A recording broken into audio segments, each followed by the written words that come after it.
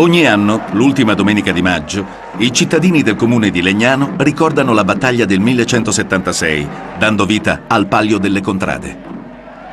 Appena terminato lo scontro, i cittadini milanesi dettero notizia della storica vittoria ai loro alleati con una lettera.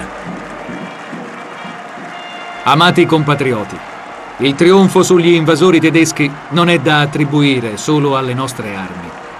L'alloro della vittoria spetta a tutti gli italiani, la cui orgogliosa volontà si è erta contro la schiavitù.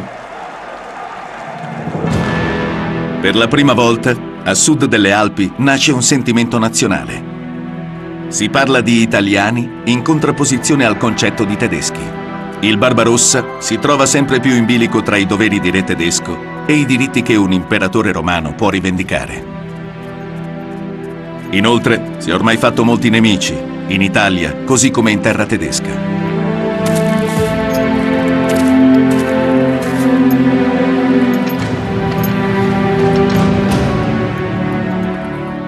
Il suo sogno imperiale sta forse tramontando.